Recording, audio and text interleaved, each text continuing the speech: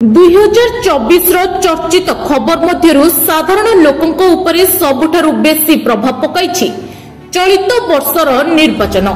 एही निर्वाचन रे केवल ओडिशा नुहे बरं सारा भारतर नजर रहिथिला। 24 वर्षर बीजेडी सरकार को गादीच्युत कराई ओडिशा लोके बीजेपी सरकार को सुजोग देथिले।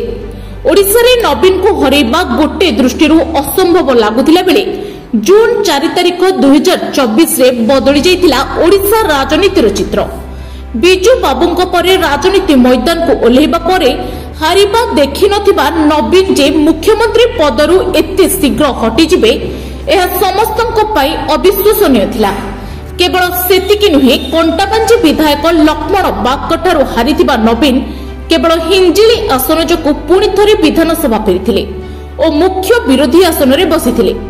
एहा परिपरि प्रथम थर पई ओडिसा रे एकाकी सरकार गढिथिला बीजेपी। बीजेपी रो मुख्यमंत्री चेहरा समस्तंक पई सस्पेंस थिबा बेले सुरेश पुजारी, मनमोहन सामल, युव विधायक सूरज सूर्यवंशी ना मुख्यमंत्री लिस्ट रे थिबा बेले सब सस्पेंस को पछरे पकाई बीजेपी सरप्राइज भाबे केउंझर विधायक मोहन चरण माझी हाथ रे मुख्यमंत्री भली गुरु दायित्व समर्पिथिला। तेबे दीर्घ 24 वर्ष धरी ओडिशा रे निजर काया विस्तार करितबा बीजेडी सरकार विधानसभा रे निजर अनेक आसन हरैबा सहित लोकसभा रे मूलपोछ होई जाइतिला।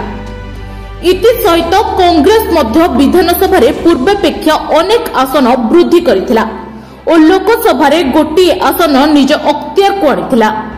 तेबे 24 वर्षर बीजेडी सरकार हारिबा और बीजेपी ओडिशा रे सरकार गढ़िबा सहित ओडिशा रे ओडियानक विजय, ओडिया स्वाभिमान और ओडिया अस्मितार विजय बोली बुद्धिजीवी महल रे प्रकाश पाइथिला। Bureau report, PPL Odia.